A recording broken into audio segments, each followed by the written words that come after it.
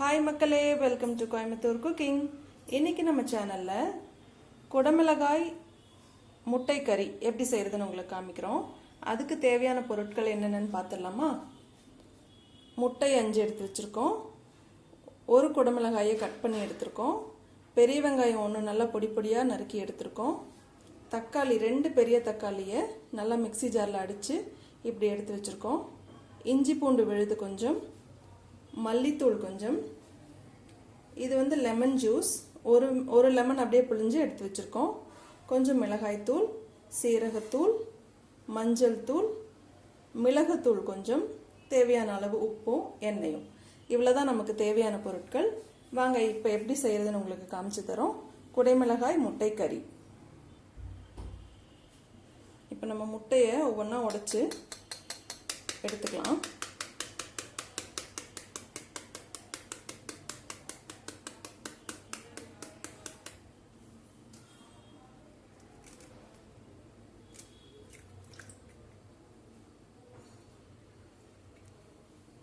இந்த மாதிரி ஒவ்வொன்றா உடைச்சி எடுத்துக்கோங்க. இப்போ முட்டையை இந்த மாதிரி உடைச்சி ஊற்றியாச்சு. இப்போ தேவையான அளவு உப்பு சேர்த்துக்கலாம். உப்பு இந்த அளவுக்கு ஆட் பண்ணிக்கிறோம்.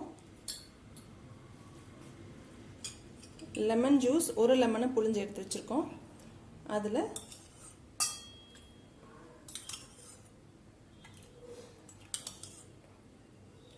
அவ்வளோதான், ஒரு பாதி லெமன் ஊற்றிருக்கோன்னு வச்சுக்கலாம். இப்போது மிளகுத்தூள் ஆட் பண்ணிக்கலாம். இந்த அளவுக்கு ஒரு 1/4 டீஸ்பூன் வச்சுக்கோங்க. இப்போ இதை ஊற்றிட்டு பீட் பண்ணி எடுத்துக்கலாம். இந்த மாதிரி பீட்டர் வச்சு பீட் பண்ணி எடுத்துக்கலாம்.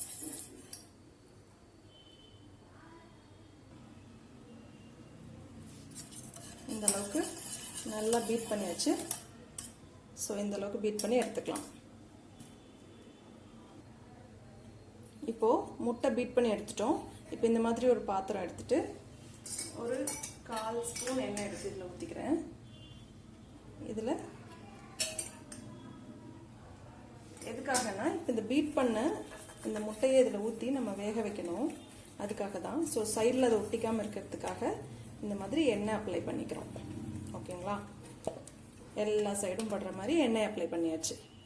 இப்போது இதை எடுத்து இதில் ஊற்றிடலாம்.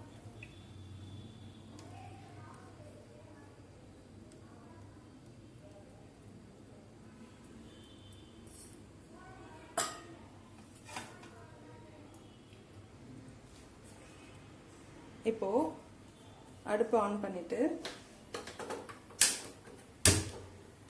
கொஞ்சம் சிம்மில் வைங்க ஸ்டார்டிங்கில்.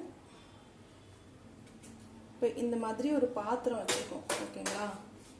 வச்சுட்டு அதில் நம்ம ஊற்றி வச்சுருக்கோம் இல்லையா ஒரு பாத்திரத்தில், இந்த மிக்ஸ் எக் அடித்து எடுத்து வச்சுருக்கோம்ல, அதை இந்த பாத்திரத்தில் நாங்கள் உள்ளே ஒரு இந்த திரவக்கொடின்னு சொல்லுவோம், அதை வச்சுருக்கோம். எதுக்காகனா, இந்த பாத்திரம் அசைஞ்சிராமல் இருக்கிறதுக்காக உள்ளே கொஞ்சம் தண்ணி ஊற்றிருக்கோம். தண்ணியில் தான் இது வேக போகுது. அதனால் இப்போ அது மேலே இப்படி வச்சாச்சு. ஓகேங்களா? இப்படி வச்சுட்டு கவர் பண்ணிடலாம். ஸோ ஃபுல்லாக கவர் ஆகிடுச்சா? கவர் ஆகிடுச்சு. இப்போது நம்ம சிம்மில் வச்சுருந்த அடுப்பை கொஞ்சம் வேகமாக வச்சுக்கலாம். வச்சுட்டு ஒரு 10 நிமிஷம் இது ஆவியில் இந்த மாதிரி வேகட்டும். அது வரைக்கும் நம்ம பொறுமையாக வெயிட் பண்ணி இந்த வெந்ததுக்கப்புறம் இதை எடுத்துக்கலாம்.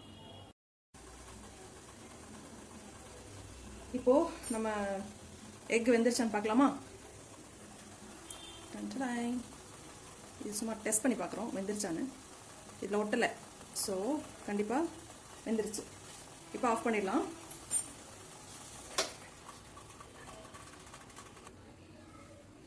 இப்போ இதை எடுத்து அந்த பக்கம் வச்சிடலாம்.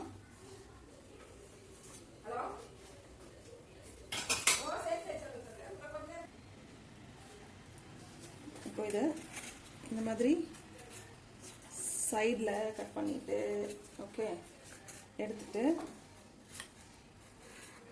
கொட்டிடலாம். இன்னொரு பாத்திரத்தில் எடுத்துக்கலாம். ஓகேவா? ஜஸ்ட் மட்டும் இந்த மாதிரி எடுத்து விட்டுக்கலாம். ஓகே, இப்போ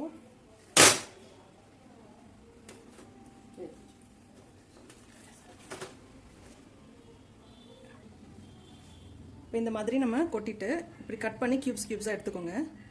ஏன்னா இந்த மாதிரி கட் பண்ணி தான் இப்போ மிக்ஸ் பண்ணி காட்ட போகிறோம், சரிங்களா? அதனால் இந்த மாதிரி எடுத்துக்கலாம். இப்போது அந்த முட்டையை கட் பண்ணது தனியாக இருக்குது. இப்போ நம்ம இன்னொரு பாத்திரத்தை வச்சுட்டு ஆன் பண்ணிக்கலாம். சூடானதும் எண்ணெய் ஊற்றிக்கலாம். இப்போது வானல் சூடானதும் தேவையான அளவு எண்ணெய் ஆட் பண்ணிக்கலாம்.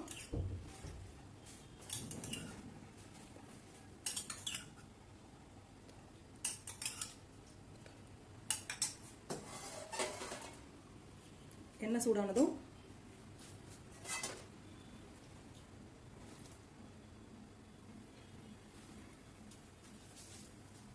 நம்ம கட் பண்ணி எடுத்து வச்சிருக்கோம் இல்லைங்களா வெங்காயம், அதை அந்த எண்ணெயில் ஆட் பண்ணிக்கலாம்.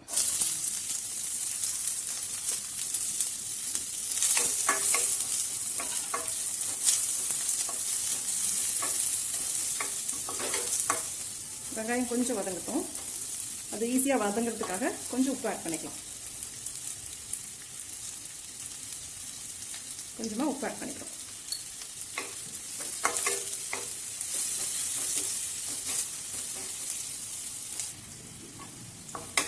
இப்போது வெங்காயம் ஓரளவுக்கு கோல்டன் ப்ரௌன் ஆகிட்டு இருக்கு இல்லைங்களா?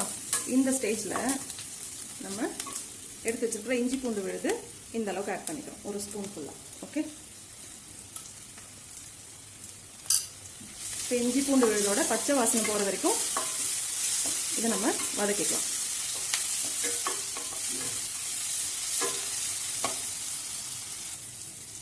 இஞ்சி பூண்டு விழுது நல்லா பச்சை வாசனை போகிற வரைக்கும் நம்ம வதக்கியாச்சு. இப்போது 2 பெரிய தக்காளியை நம்ம அரைச்சி விழுதாக எடுத்து வச்சுருக்கோம் இல்லையா, அதை இந்த மிக்ஸோடு நம்ம ஆட் பண்ணிக்க போகிறோம்.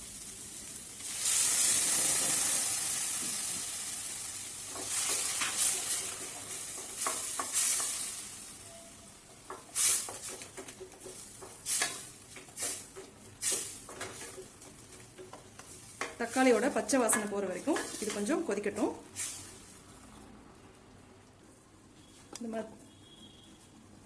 இந்த மாதிரி மூடி போட்டு க்ளோஸ் பண்ணி கூட கொஞ்சம் நேரம் வேக வச்சுக்கலாம். தக்காளியோட பச்சை வாசனை மாறணும்.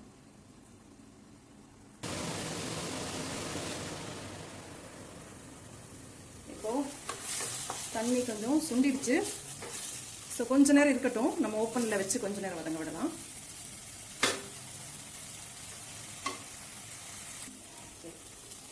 இப்போ ஒரு 2 மினிட்ஸ் இது வதங்கிடுச்சு.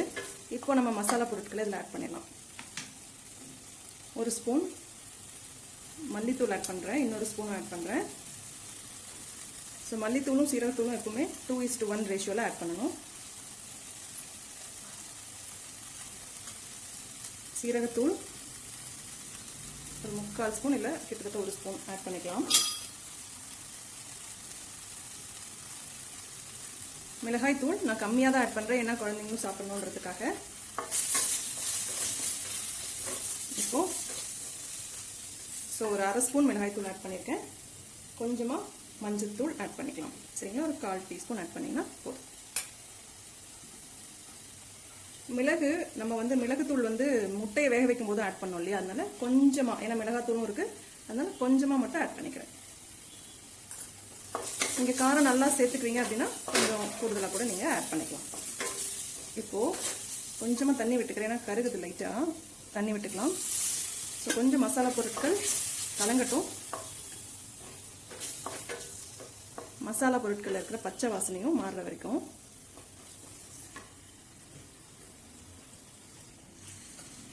தண்ணி விட்டுருக்கேன்.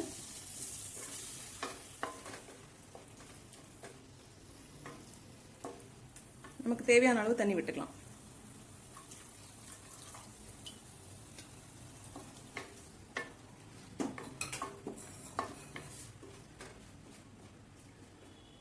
இது கொதிக்கட்டும், லைட்டாக கொதி வரட்டும். இப்போ லைட்டாக கொதிக்குது இல்லையா, இப்போவே நம்ம கேப்சிகம் பொடி கட் பண்ணி எடுத்து வச்சுருக்கோம்ல, அதை ஆட் பண்ணிக்கலாம். ஏன்னா இதுவும் கொஞ்சம் வேகணும் இல்லைங்களா, அதனால அது கொதிக்கிறதோட சேர்த்து இதுவும் வெந்துக்கும்.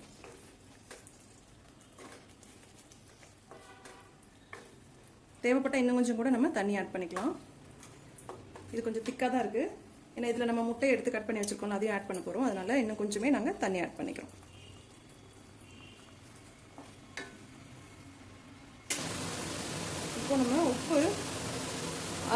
எக்லையும் கொஞ்சம் ஆட் பண்ணியிருக்கோம், வெங்காயம் வேகும்போதும் கொஞ்சம் ஆட் பண்ணியிருக்கோம்.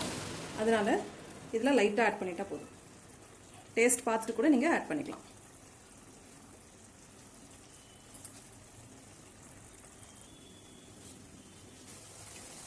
குடமிளகாய் ஈஸியாக வெந்துக்கும். அதனால் ஜஸ்ட் ஒரு 2-3 மினிட்ஸ் நம்ம மசாலாவோட சேர்த்து அது வேக விட்டால் போதும். இப்போது நம்ம எக்கு க்யூப்ஸை கட் பண்ணி வச்சுருக்கோம் இல்லைங்களா, அதை இதில் ஆட் பண்ணிக்கலாம். ஆட் பண்ணிட்டு அதையே லைட்டாக மிக்ஸ் பண்ணிடலாம்.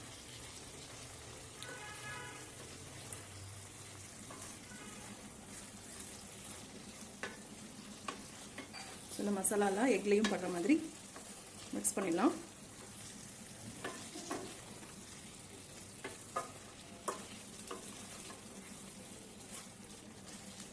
பார்க்குறக்கே எவ்வளோ யம்மியாக இருக்குல்ல.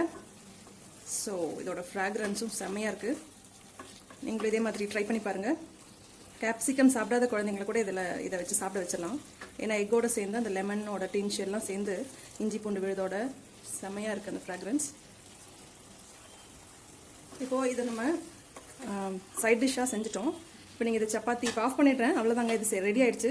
இது நீங்கள் சப்பாத்தியோடு சேர்த்து சாப்பிட்லாம், இல்லை ரைஸோட கூட நீங்கள் மிக்ஸ் பண்ணி சாப்பிட்லாம். செம்ம டேஸ்ட்டாக இருக்கும். அவ்வளோதான், நம்மளோட குடமிளகாய் எக் கறி ரெடி. இப்போ நாங்கள் இதை சப்பாத்தியோடு சேர்ந்து சாப்பிட போகிறோம். நீங்களும் இதை ட்ரை பண்ணி பாருங்கள்.